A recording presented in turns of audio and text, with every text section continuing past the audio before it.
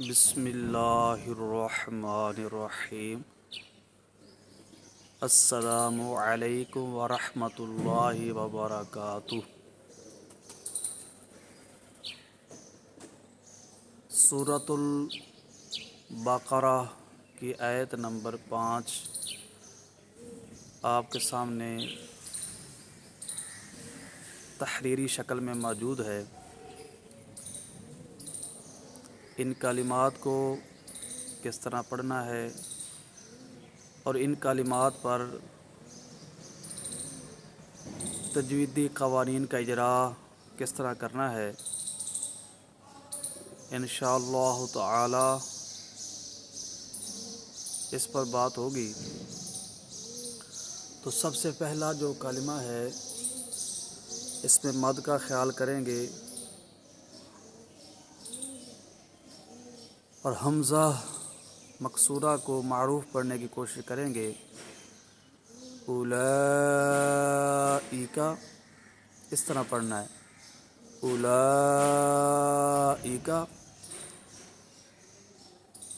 لام کے اوپر مد متصل ہے، لہذا اس کو دراز کریں گے۔ اولئک اور دوسرا جو کلمہ ہے اس کو پڑھیں گے اعلیٰ، اعلیٰ عین کی آواز نکالیں گے اور کھڑی زبر کا خیال کرتے ہوئے اس کو دراز کریں گے، لام کو دراز کریں گے، اعلیٰ اعلیٰ۔ ہا کی پیش کو معروف پڑھیں گے اور میم جو مشدد ہے اس پر غنہ کریں گے۔ میم پر تشدید آ جائے یا نون پر تشدید آ جائے تو وہاں غنہ زمانی مظہرہ ہوتا ہے۔ ہدم ہدم ناک کے بانسے میں آواز لے جائیں گے، ٹھیک ہے، ناک کے بانسے میں ایک الف کی مقدار تک آواز کو جاری رکھیں گے تو یہ غنہ زمانی مظہرہ ہوگا۔ ہدم ہدم۔ آگے ہے مِن ربہم، مِن ربہم، مِن ربہم، را کو پر پڑھیں گے، با پر قلقلہ کریں گے، ٹھیک ہے، مِن ربہم، مِن ربہم اس طرح کر کے۔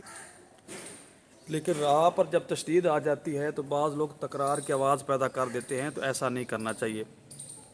یعنی اگر بالفرض کوئی اس طرح پڑھتا ہے مر مر تو وہ تکرار کی آواز پیدا ہو گئی، خصوصاً جب تشدید آتی ہے را پر تو یہ غلطی عام پائی جاتی ہے، تو اس سے بچنا چاہیے۔ سب سے پہلی چیز کہ یہاں پر ابتدائی اصطلاحی پائی گئی۔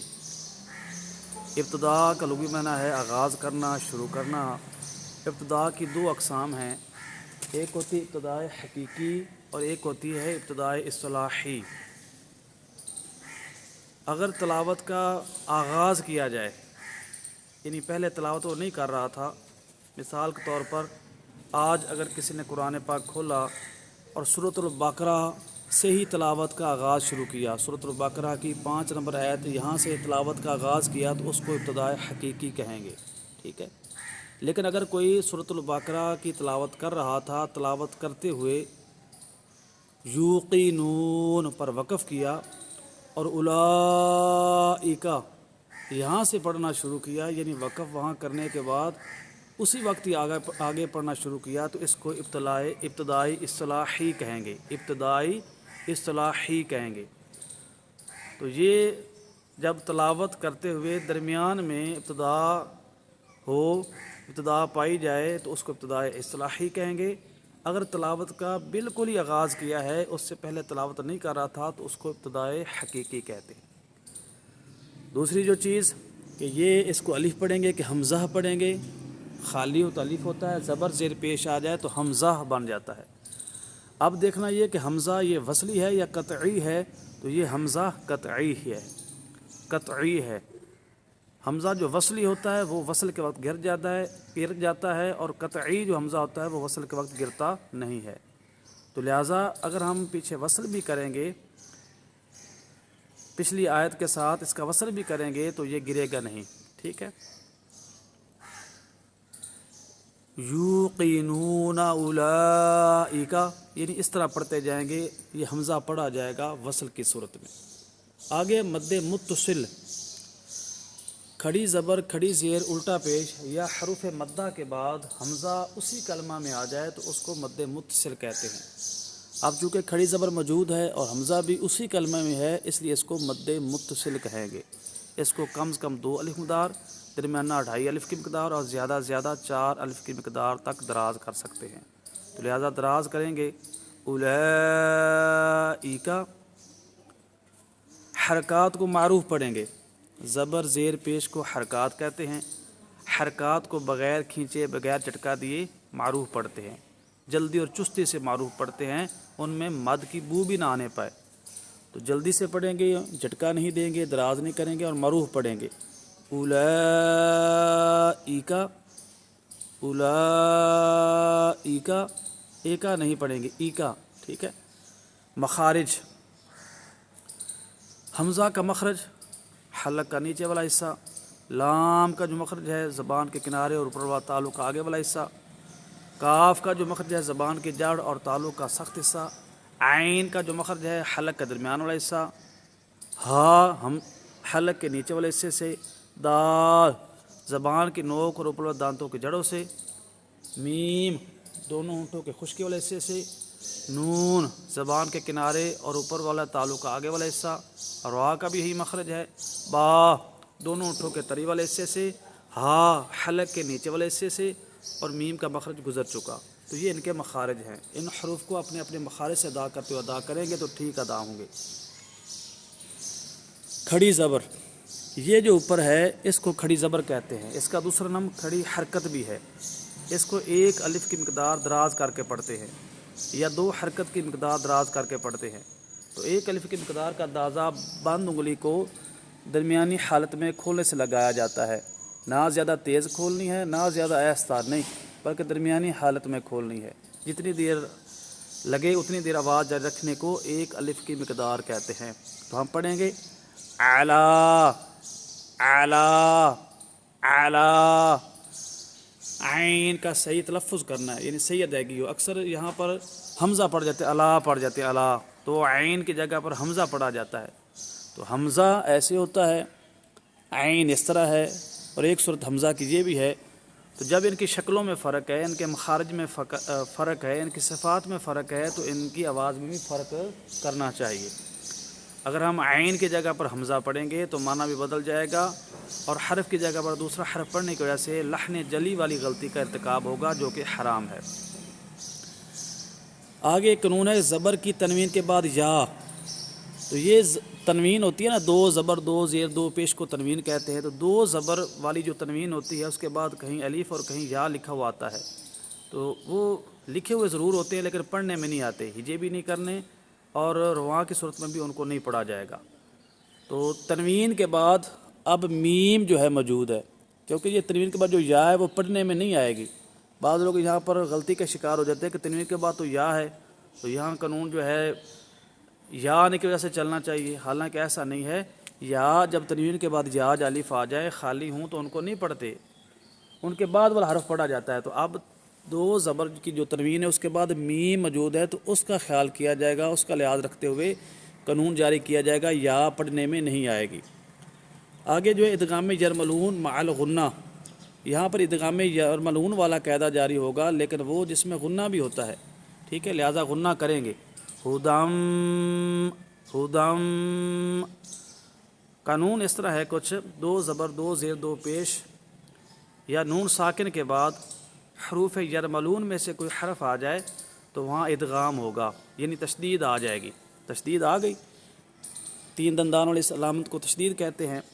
آگے وضاحت موجود ہے کہ را اور لام میں غنہ نہیں ہوگا، باقی 4 حروف میں غنہ بھی ہوگا، یا واو میم نون، ان 4 حروف میں غنہ بھی ہوتا ہے۔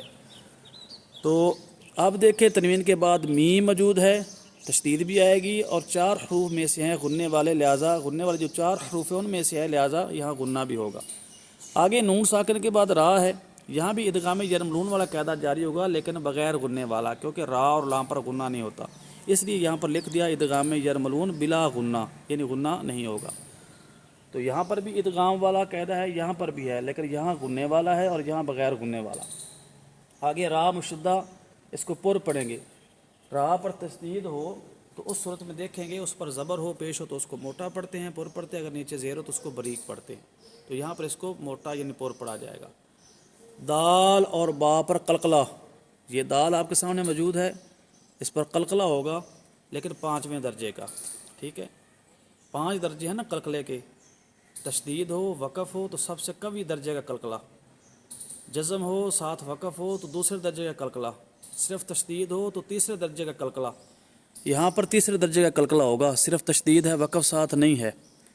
اگر سکون ہو اور ساتھ وقف نہ ہو تو چوتھے درجے کا قلقلہ ہوگا۔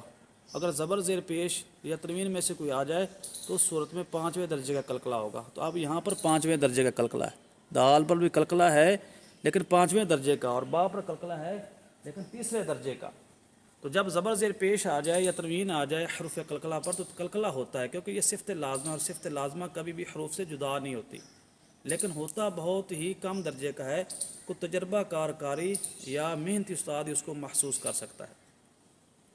آگے یہ جو رموز کاف کی علامت آپ کو نظر آ رہی ہے قاف، یہ اصل میں پوری عبارت اس طرح تھی، قیل علیہ الوقف، قیل علیہ الوقف، قیل کا مطلب ہوتا ہے کہا گیا ہے، علیہ اس پر یعنی اس پر، یہ جو علامت ہے اس کے متعلق کہا گیا ہے، الوقف وقف کا، یعنی یہاں پر وقف کا قول ملتا ہے، وقف کا بھی کہا گیا ہے، یہ ترجمہ بنے گا کہ جب یہ علامت آ جائے تو ملا کر پڑھنا چاہیے، وصل کرنا چاہیے، یہ بہتر بات ہے، لیکن اگر کوئی وقف کرنا چاہے ٹھہرنا چاہے تو اس پر وقف کا کہا گیا ہے، یہ پورا ترجمہ بنے گا۔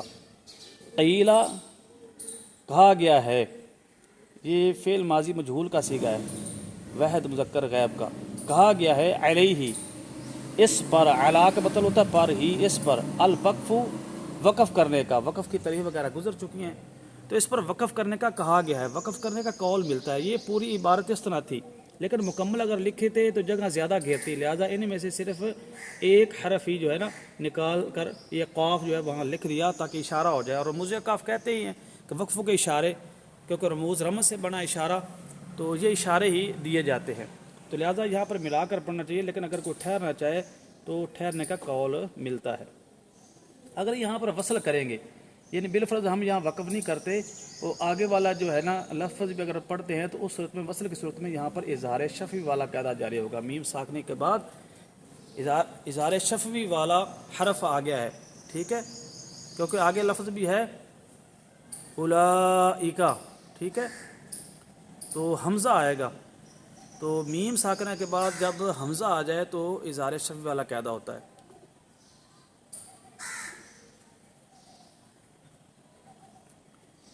من ربہم واولئک، آگے جو ہے واو واولئک کا لفظ ہوگا، تو جب ہم وصل کریں گے تو وصل کی صورت میں میم ساکنہ کے بعد واو آیا تو اس صورت میں اظہار شفوی والا قاعدہ جاری ہوگا، یعنی یہاں پر غنہ نہیں کریں گے، ٹھیک ہے۔